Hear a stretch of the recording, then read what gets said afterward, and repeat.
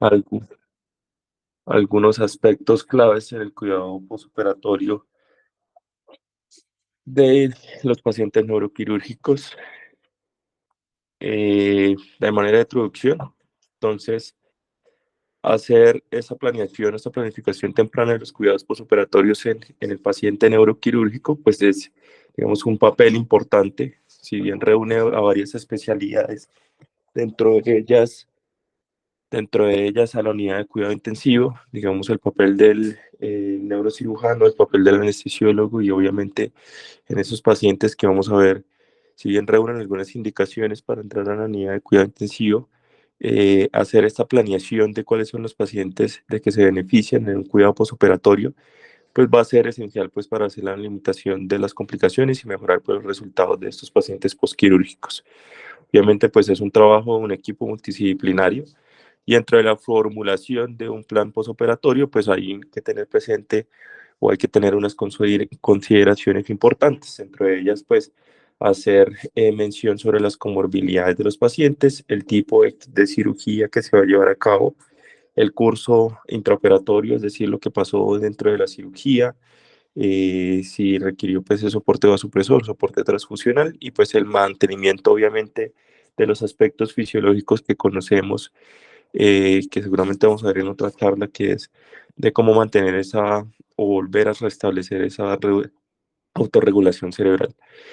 Si bien se conoce de que pues pasado el procedimiento quirúrgico, pues esos pacientes deberían hacerse una observación en una unidad posoperatoria, que es, pues, corresponde a una unidad fuera de la unidad de cuidado intensivo. Digamos, ellos tienen establecidos, de acuerdo a su procedimiento quirúrgico, el tipo de procedimiento, pues cuál debería ser el, el, el tiempo de recuperación sugerido por cada uno de los procedimientos de acuerdo a las diferentes complicaciones potenciales que podría presentarse en ese tipo de procedimiento de cada uno de los pacientes. Luego, si bien están digamos, estas indicaciones que como el equipo de anestesiología o el equipo de neurocirugía debería anticipar, digamos, también hay unas indicaciones de ya ingreso pues a la unidad de cuidado intensivo, pues donde nos corresponde pues a nosotros ya el ingreso y pues la continuidad del manejo de este paciente. Si bien, como lo dice en la parte superior, las indicaciones podrían variar, hemos visto pues que entre las instituciones pues se han establecido algunas indicaciones a manera universal, que pues de manera particular uno de estos pacientes en el ámbito neuroquirúrgico debería considerar. Y estas indicaciones pues surgen a partir de factores que son propios del paciente, propios del procedimiento quirúrgico y también pues algunas necesidades propias dependiendo del tipo de cirugía o de la comorbilidad del paciente, como lo vamos a ver más adelante. Dentro de los factores propios del paciente, digamos que ese paciente que ingresa en un estado de conciencia no favorable o un bajo estado neurológico preoperatorio, pues digamos se beneficiaría de una vigilancia posoperatoria en la unidad de cuidado intensivo. Las comorbilidades o comorbilidades grandes, riesgo cardiovascular, riesgo pues por algunas condiciones también neumopatías, algunas condiciones renales, hepáticas, y que podrían también estar relacionados estrechamente pues con la utilización de la anestesia, pues digamos que esos pacientes también deberían ir a la unidad de cuidado intensivo, riesgos asociados a la cirugía misma que los vamos a mencionar más adelante, y en los que en una valoración preoperatoria se ha estimado de que el riesgo pueda ser de mortalidad mayor o igual al 5%, pues son pacientes que se benefician de ingreso a la unidad. Dentro de los factores quirúrgicos, la localización y el tamaño de la lesión, digamos que también es un factor determinante del ingreso, el abordaje y el posicionamiento quirúrgico, la duración del procedimiento, cuando es un procedimiento no electivo y un procedimiento sí de urgencia o de emergencia, y en los que se prevé pues, que puede haber complicaciones perioperatorias por la utilización de múltiples soportes transoperatorios, entonces pues son pacientes que finalmente deberían ir a la unidad de cuidado intensivo. Algunas necesidades posoperatorias previstas, digamos que le corresponde tanto a los que ganan con el anestesiólogo, por ejemplo, esos pacientes que por el abordaje quirúrgico amplio, una duración amplia, necesitan de una analgesia adecuada posoperatoria, como vamos a ver de las diferentes modalidades que podríamos incluso hablar de una analgesia multimodal en este paciente neuroquirúrgico. Entonces pues se beneficia de ingreso a la unidad de cuidado intensivo, que requieren control estricto de la presión arterial, pacientes que van no únicamente a procedimientos abiertos, sino pacientes que entran a hacer intervenciones endovasculares, como embolizaciones de malformaciones AB, embolizaciones o colocación de coisoclipajes de aneurismas, como mucho vemos pues en la unidad de cuidado intensivo de nosotros. Y pues obviamente los pacientes que van a cursar tienen riesgo, digamos, por el mismo tipo de procedimiento quirúrgico y de resección, de manejo de trastornos de desequilibrio hormonales o electrolíticos, como los vamos a mencionar más adelante. En cuanto a eso, entonces, como les había mencionado en el título, pues entonces vamos a mencionar algunos aspectos, digamos, en cuanto a medidas o recomendaciones que se han hecho las diferentes sociedades y que están en la publicación en cuanto pues al manejo en los diferentes sistemas de estos pacientes para tener presente pues en la unidad en neuroquirúrgica.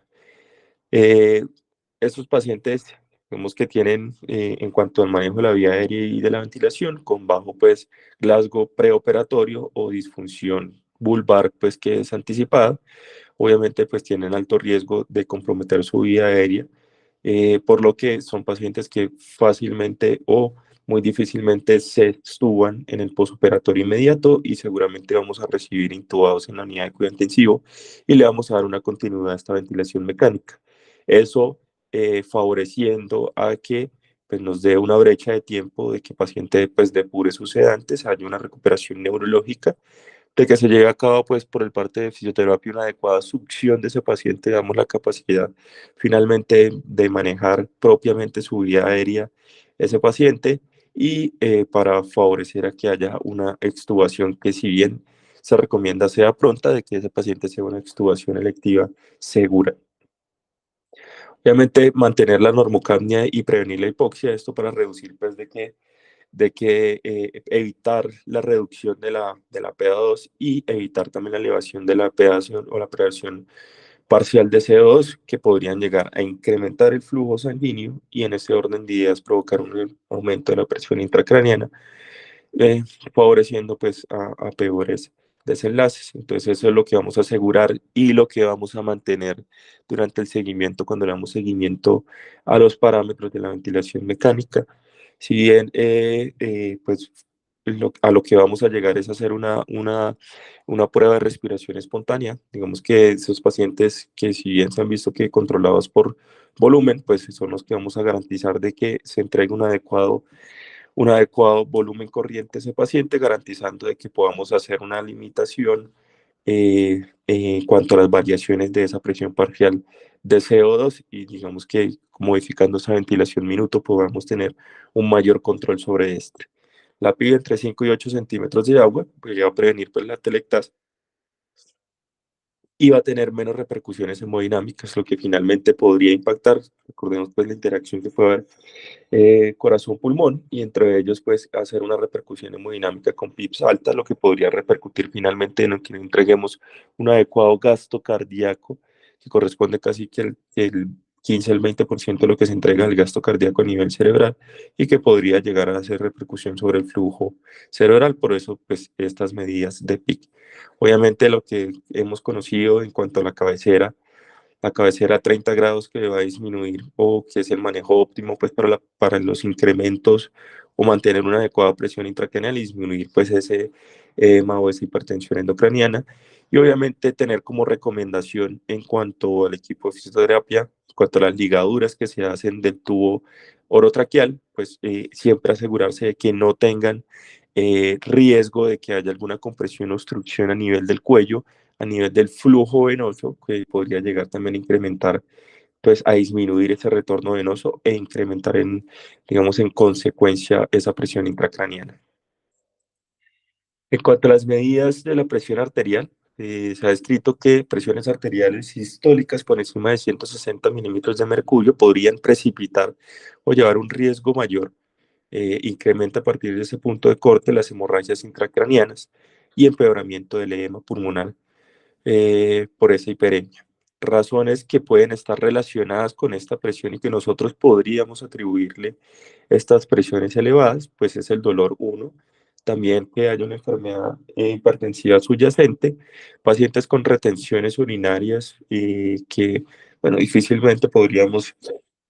verlo, y generalmente llegan todos con sonda vesical en su posoperatorio. Los escalofríos y la hipercapnia también son razones que deberíamos manejar o corregir, y que si finalmente no se las podemos atribuir, pues entonces sería hacer la utilización de los diferentes antihipertensivos que en este paciente seguramente intubado o postextubado muy tempranamente, pues deberíamos hacer una utilización de los antihipertensivos de manera endovenosa. La betal obviamente sería el medicamento de elección. Si hay alguna contraindicación para la utilización de beta bloqueadores, esos pacientes que por la sedación o que por las intervenciones llegan con tendencia a la bradicardia, la hidralazina, pues que sería uno de los manejos. Y si no lo tenemos, pues digamos que otros también serían los antihipertensivos, los calcialtagonistas cetoverosos, que difícilmente pues en algunas instituciones se cuenta, y en general, pero si ya no hay más, pues deberíamos evitar los nitratos dado por su mecanismo de la venodilatación, que finalmente incrementaría en esa doctrina de Kelly Monroe pues ese compartimiento vascular, incrementando a su vez pues esa presión intracraneal. Obviamente se comporta, digamos, los desenlaces desfavorables en esta presión arterial, como lo vamos a ver ahorita en el control glicémico, también como una forma de U, digamos, en el sentido de que no podemos permitir tanto presiones arteriales altas como presiones arteriales bajas. Que si bien en ese paciente neuroquirúrgico, lo primero lo que deberíamos atribuir, digamos, es que esté en relación con una hipovolemia, y de no tratarse, esta hipotensión podría llevar a una vasodilatación refleja y pues en ese sentido también a una elevación de esta presión intracraniana. Por eso es importante resolverlo con las medidas de reposición, represión de volumen con cristaloides o líquidos que sean isotónicos o discretamente hipertónicos. Evitar siempre los hipotónicos podría favorecer a mayor edema cerebral, y en caso de no respuesta, pues iniciar los vasopresores, que dentro de la disponibilidad, pues norepinefrina sería el vasopresor de elección también en este escenario clínico. Idealmente, uno que debe hacer, pues una adecuada monitorización del estado volémico, puede ser con una monitorización mínimamente invasiva, obviamente invasiva, o una monitorización no invasiva, en la cual evaluemos cuál es el estado volémico del paciente, descartemos de que se corresponda o que se atribuya a un estado hipovolémico, y en el que hemos iniciado pues esa represión de volumen con los líquidos isotónicos o hipertónicos, por lo menos evaluar las respuestas a bajo volumen. De ellos, pues sea entre los de mínimamente invasivos, LIDCO, el FlowTrack y pues el PICO. El FlowTrack que lo tenemos pues a la disposición, sería una de las medidas que podríamos implementar en este escenario. Obviamente la evaluación sería dentro de esa monitorización neurológica, cobra un papel importante, tanto en el paciente que ha sido estubado como el paciente que no ha sido estubado y que todavía está bajo ventilación mecánica. Esto nos va a permitir de que hagamos un reconocimiento precoz de que esté pasando algo en el posoperatorio inmediato, ordenemos o traslademos al paciente a la realización de una tomografía y definamos junto con el equipo neuroquirúrgico si requiere de un reingreso pues, a salas de cirugía. El paciente estubado, pues las evaluaciones seriadas corresponden a hacer una escala de Glasgow de manera estricta, hacer una valoración de los pares craneanos, de hacer una evaluación de esa respuesta pupilar, y obviamente el paciente colaborador pues de esa fuerza muscular, o ese paciente consciente de esa fuerza muscular. ¿Cómo se debería hacer idealmente? Y esto pues es como a manera de recomendación de la sociedad: cada 15 a 30 minutos durante las primeras 2 horas, cada hora durante las siguientes 4 horas, y si el paciente dentro de esas variables clínicas que estamos hablando permanece estable, cada 2 horas a partir de ese entonces debería hacerse su evaluación idealmente, y en caso de reconocer de manera precoz algún cambio pupilar, algún cambio, alguna focalización nueva que no se había estado en el preoperatorio o que no se había informado, pues la realización de TAC urgente informe pues al equipo neuroquirúrgico. En los pacientes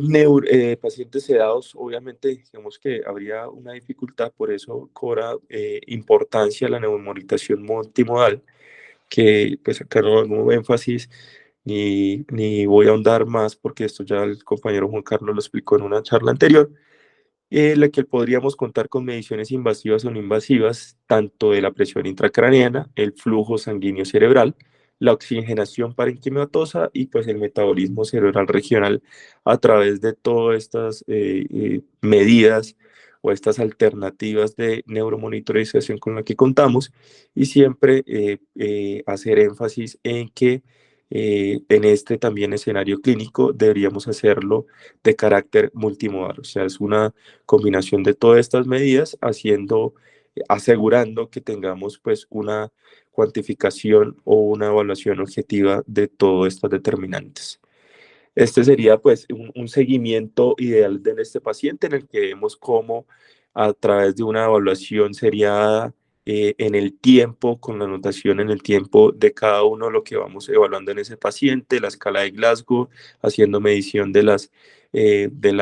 tamaño pupilar y la reactividad, haciendo una evaluación también de la fuerza muscular de ese paciente y también haciendo anotaciones de cómo se comporta en el tiempo esas presiones arteriales. Y en esta no es la sábana pues de la unidad de cuidado intensivo, es muy similar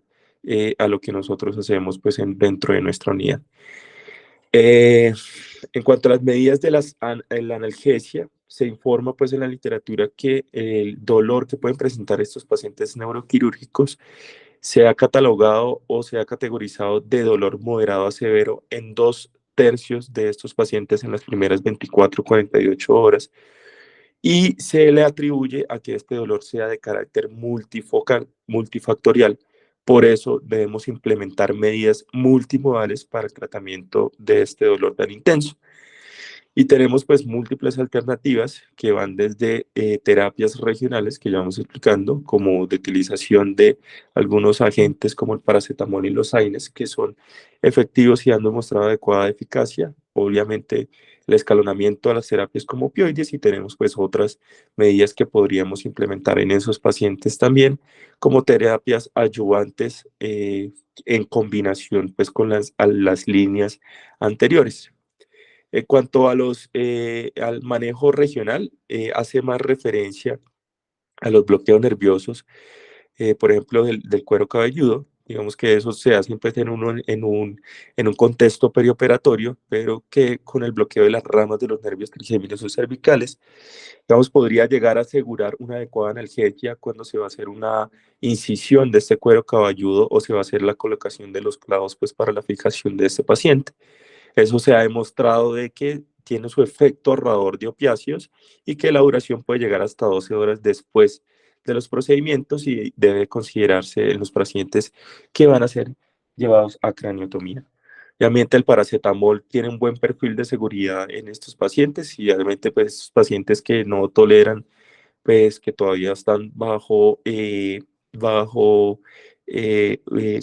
pues tienen dispositivos invasivos como el tubo orotraqueal o la sonda orogástrica, pues digamos que esos pacientes idealmente pasarlo de manera endovenosa.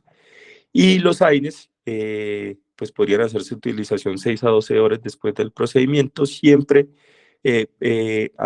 colocando en balanza pues el riesgo-beneficio de la utilización de estos agentes, teniendo presente pues la lesión renal, la ulceración gástrica y los eventos hemorrágicos que podrían favorecerse o precipitarse por la utilización de los mismos. La utilización de los opioides, pues la morfina, el fentanilo, la oxicodona, el posoperatorio inmediato, pues hacer una adecuada titulación, apenas se tenga disponibilidad de la vía oral, pues la morfina o la oxicodona, que han demostrado de estos agentes anteriores tener menos efectos adversos que la utilización de tramadol o de codeína, siempre teniendo en cuenta pues también el tránsito intestinal de estos pacientes o por lo menos favoreciendo a que tengan una adecuada pues asegurar por lo menos un adecuado tránsito y asegurar deposiciones con la utilización de otros agentes que contrarresten pues el efecto de los opioides en cuanto al tránsito intestinal. Otros, digamos, la gabapentina también dentro de los estudios o dentro de las recomendaciones está como una medida ayudante pues a las líneas anteriores, la utilización también de la clonidina, la desmetomidina, que ha demostrado también, al igual que lo había mencionado en la analgesia regional, que reduce pues el consumo de opioides. Uno de los efectos muy frecuentes incluso se ha descrito como una condición clínica asociada a este posoperatorio, es la condición de náuseas y vómitos posoperatorios, que tiene una incidencia alta que oscila entre el 20 y el 70% en los pacientes que han sido sometidos a la craniotomía, que obviamente si no se da un manejo o se previene de que ese paciente va a cursar pues en un alto porcentaje, como vemos su incidencia, digamos, eso favorecería también a la elevación de la presión intracraniana y a la presentación de hemorragias intracraneales. ¿Cuáles son esos pacientes de riesgo o cuáles son los factores de riesgo que se han relacionado más con esta condición clínica del sexo femenino, los antecedentes de vértigo o que hayan cursado pues, en procedimientos quirúrgicos anteriores con esta misma condición? Pacientes que no son fumadores y pacientes con el uso de opioides crónico también tendría mayor riesgo de presentarse. ¿Cuáles procedimientos? Cirugías infratentoriales, cirugías de descompresión microvascular y las cirugías de neuroma acústico son los que tienen mayor riesgo. Por eso, en las salas de cirugía podría llevarse a cabo una profilaxis y la utilización de dexametasona ondansetron. Y en el posoperatorio, que ya nos correspondería, pues haciendo la combinación de diferentes clases de antieméticos, anticolinérgicos, antihistamínicos, antagonistas de los receptores dopaminérgicos y antagonistas de los receptores 5H13. Digamos que con todos ellos, con una adecuada utilización, casi que con una utilización multimodal, también podríamos asegurar de disminuir el riesgo de estos pacientes, teniendo en cuenta sus factores tanto propios del paciente como el mismo procedimiento. En cuanto a la profilaxis de la enfermedad tromboembólica venosa, que es uno, digamos que las preocupaciones dentro de la unidad de cuidado intensivo, tener presente de que hay algunos pacientes con reúnen factores de riesgo que llevan a que hayan una incidencia mucho mayor que en la población general, que son las neoplasias malignas o que tengan comorbilidad con una neoplasia maligna, que la cirugía haya sido prolongada mayor a 4 horas, que es mucho de los escenarios clínicos de esos pacientes neuroquirúrgicos en unos procedimientos que son de duración prolongada. Obviamente la movilidad reducida y pues que adicionalmente pues curse con una patología séptica, un proceso o un foco infeccioso activo, pues eso le atribuye mayor riesgo de presentar algún evento trombótico. En este paciente posquirúrgico, digamos que sería la dificultad de iniciar de manera precoz una medida farmacológica para prevenir estos trombos, pero contamos con otras intervenciones no farmacológicas de carácter mecánico, como la utilización de las medidas antiembólicas y de la utilización de la medida de compresión intermitente mecánica que se cuenta pues en la unidad y son medidas que muy tempranamente se utilizan en estos pacientes. Debido pues a lo que uno debería tener en consideración para la utilización farmacológica, que corresponde a la utilización de heparinas de bajo peso molecular o heparinas no fraccionadas, pues sería el riesgo que tiene, evaluar el riesgo de hemorragias intracraneales en este posoperatorio y en los pacientes generalmente sin complicaciones en el procedimiento de cirugías intracraneales, podría hacerse pasadas pues, las 48 horas del inicio de esta tromboprofilaxis farmacológica. Otras consideraciones a tener en cuenta en estos pacientes posquirúrgicos y que son muy importantes, pacientes que quedan con drenajes ventriculares externos, generalmente son regulados por presión o por volumen y lo que deben hacerse para su adecuada utilización y censar y adecuada drenaje, pues es que deben estar colocadas al nivel, al nivel adecuado y por eso debe ponerse a nivel cero en el trago de la oreja cuando el paciente está en la posición de decúbito supino o cuando el paciente está en una posición lateral de ubicarse a nivel de la región entre las cejas.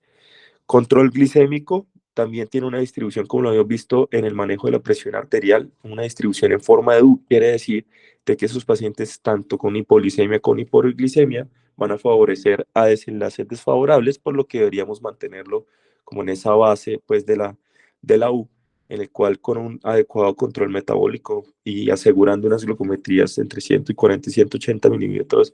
gramos por decilitro de ese paciente, pues aseguramos de que no vaya a presentar tener ningún riesgo de complicación. El control de la temperatura también es un factor importante. Cirugías prolongadas o procedimientos que se llevaron a cabo dentro de angiografía, esos pacientes generalmente tienen más riesgo de hipotermia y esto podría favorecer a más riesgo de inestabilidad, retraso de la cicatrización de las heridas, retraso de la recuperación neurológica y favorecer también el riesgo de infección. Por eso que el recalentamiento con las diferentes medidas manta térmica o la utilización de líquidos calientes en el recalentamiento progresivo y gradual de ese paciente, digamos, disminuimos estos riesgos. La nutrición, obviamente, de los pacientes debería ser de manera temprana, pero a medida de que el paciente vaya tolerando, si está estubado, digamos, vamos a hacer un escalonamiento de esta terapia, tener mucha precaución con los pacientes que fueron intervenidos a nivel de fosa posterior o que pueden tener riesgo de desarrollar disfunción vulvar, por lo que podrían tener mayor riesgo de presentar un trastorno deglutivo, por lo que hacer una evaluación formal es de carácter obligatorio en estos pacientes para que nos den aval pues, de inicio de nutrición de manera, pues a través de vía oral. Para tener en cuenta dentro de las complicaciones frecuentes, no es infrecuente que se presenten complicaciones y la literatura las describe hasta el 22% y son diferentes complicaciones que se pueden relacionar en el paciente postquirúrgico, lo que haría o llevaría a que ese paciente requiera nuevamente de un reingreso a salas, de un aumento de la utilización de recursos, lo que va pues, llevar también digamos, a incrementar los costos de estos pacientes y la prolongación, obviamente, dentro de la unidad o de la estancia hospitalaria en general. Dentro de estas complicaciones tenemos hemorragias, tenemos edemas, tenemos eventos isquémicos y tenemos pues uno que es muy importante que seguramente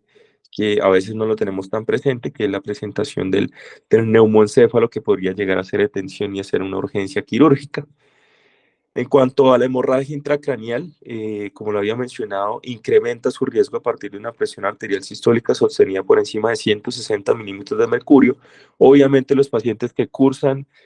concomitantemente con una coagulopatía o que se ha hecho una mala hemostasia en el procedimiento quirúrgico, pacientes con ingesta crónica de alcohol y con el uso de algunas terapias osmóticas como el manitol tienen mayor riesgo de presentar hemorragias intracraneales y también se han relacionado con los procedimientos mismos, resecciones de meningiomas, hemangioperiocitomas, los tumores también del glomus, los melanomas que son metastásicos, las malformaciones arteriovenosas y los gliomas de alto grado, son los procedimientos que si uno los tiene presentes son los que tienen mayor riesgo de presentar hemorragias intracraneales, por eso implementar medidas como el adecuado control de la presión intracraneana y el adecuado seguimiento en el tiempo de ese paciente con la evaluación sería para hacer el reconocimiento de que pueda estar cursando con con una hemorragia, digamos que deberíamos tener muy presente en estos tipos de lesiones que se han sido extirpadas. En cuanto al edema cerebral, debemos implementar, pues, tener en cuenta de que si implementamos medidas que favorecen al retorno venoso y evitamos la utilización de líquidos con concentración o que sean hipotónicos, entonces vamos a disminuir ese riesgo del edema cerebral, pero si se ha desarrollado los pacientes de que sospechamos esté cursando con el mismo, entonces la utilización de diuréticos y constantemente con la utilización de agentes osmóticos como el manitol o la solución hipertónica, como ya lo hemos visto pues a sus dosis usuales, pues deberíamos hacer su implementación. La isquemia cerebral en una prevalencia de casi el 1.8% también efectos, complicaciones que podrían estar relacionadas y más en esos pacientes con intervenciones neuroendovasculares tras, por ejemplo, endarterectomías carotídeas o clipajes de aneurismas intracraneales podrían llegar a presentarse, por lo que si hay un deterioro pues, sospechar no únicamente en un evento hemorrágico, sino que también podría presentarse un evento de isquemia o infarto. El neumocéfalo, algo que pues, llamó, digamos, dentro de la revisión, la atención, vemos que muchas veces no lo tenemos presente y podría ser un hallazgo que nosotros consideremos normal por el tipo de abordaje, por la craniotomía, por todas estas cosas, pero podría llegar a ser una urgencia neuroquirúrgica. Generalmente se presenta con mayor frecuencia en los pacientes con intervención a nivel de la fosa posterior, cirugías incluso transesfenoidales, o esos pacientes que hicieron una evacuación de esos hematomas subdurales crónicos en los que seguramente va a quedar un espacio de aire en ese sitio donde se hizo el drenaje.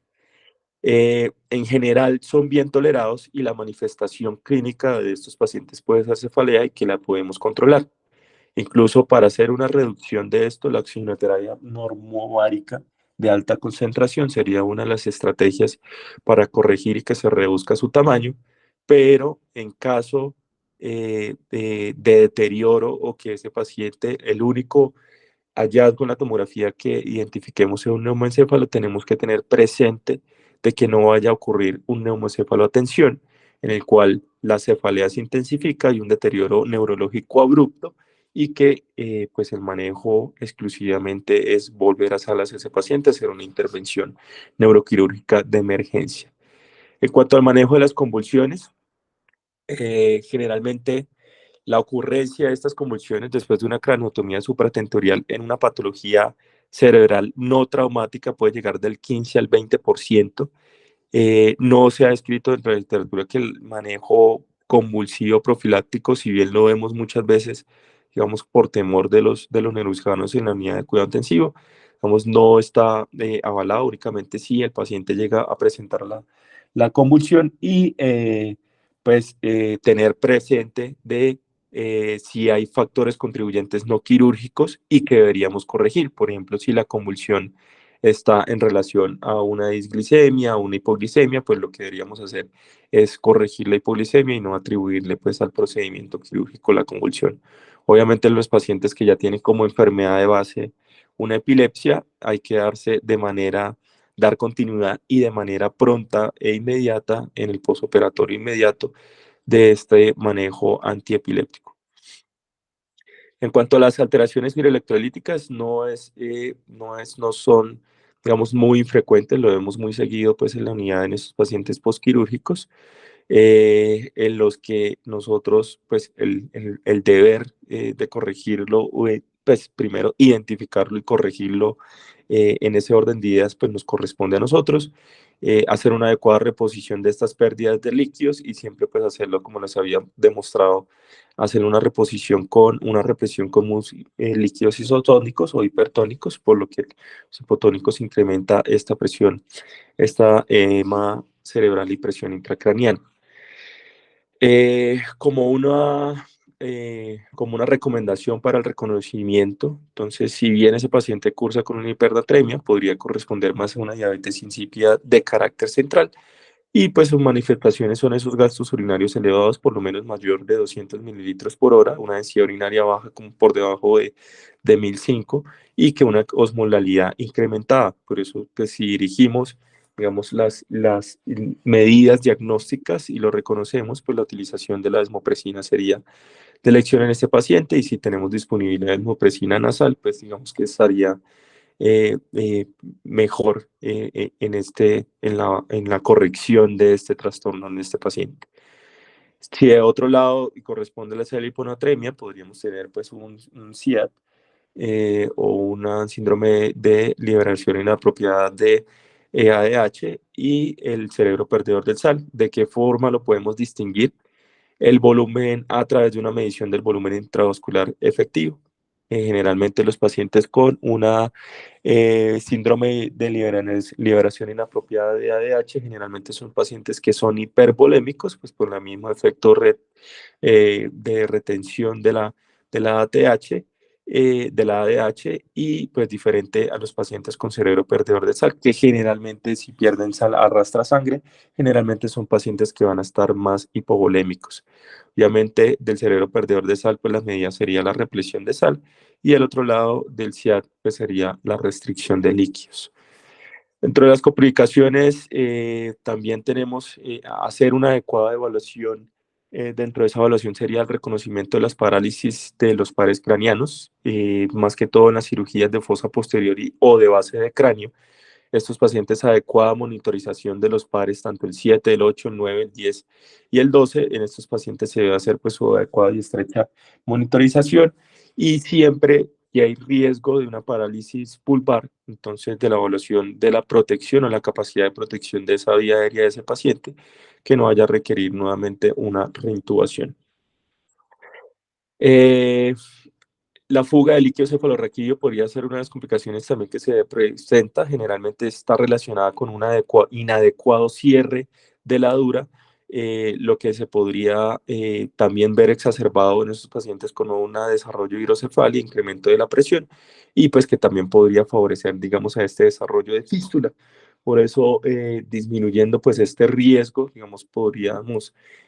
favorecer a que no se haya su presentación y generalmente, como lo hemos visto, son complicaciones que se relacionan con los abordajes transfenoidales o los procedimientos que se hacen en fosa posterior. Riesgo de identificarlo porque predisponen al paciente a que cursen con un proceso infeccioso, una meningitis o una hipotensión intracraneal, que es muy sintomático. La fiebre también es uno digamos, de las preocupaciones dentro de la unidad de cuidado intensivo, que pueden desarrollarse en relación con trastornos de la termorregulación por la disfunción hipotalámica por el mismo procedimiento quirúrgico o que podríamos establecer o atribuirle a la sepsis. Obviamente que si identificamos de que se trata uno por los marcadores o por otros elevación de reactantes de fase aguda, lo que debemos hacer pues es su indicación o implementación de los antibióticos y obviamente en este paciente neuroquirúrgico o que estamos neuroprotegiendo, es una medida obligatoria, mandatoria, hacer una intervención sobre esa fiebre con las diferentes medidas, ya sean farmacológicas o no farmacológicas. Por último, unas recomendaciones sobre los cuidados en esos pacientes que se llevan a intervenciones angiográficas. Tener en cuenta, pues, si puede ser una intervención que puede ser por abordaje transfemoral ultrarradial. En esos pacientes, las intervenciones transfemorales, por lo menos permanecer en decúbito supino con la pierna estirada por lo menos un periodo de 4 horas, hacer una inspección periódica al lugar donde se hizo la punción para detectar hematomas que pueden ser expansivos y también siempre haciendo una evaluación de los pulsos distales. Tener en cuenta de que esos pacientes únicamente no pueden presentar hematomas visibles, sino que ese paciente con deterioro en su parte hemodinámica, pensar en que pueda estar cursando con un hematoma a nivel retroperitoneal y en ese orden de ideas, pues dirigir las terapias diagnósticas, un estudio contrastado y pues también, digamos que avisar pues al equipo quirúrgico. Siempre hacer una monitorización de la función renal por el riesgo eh, eh, relacionado con la lesión renal asociada a contraste y una monitorización estrecha que debería hacerse de esas variables tanto clínicas como paraclínicas de la función renal, 72 horas seguidas al procedimiento quirúrgico. Y eso sería todo. Muchas gracias.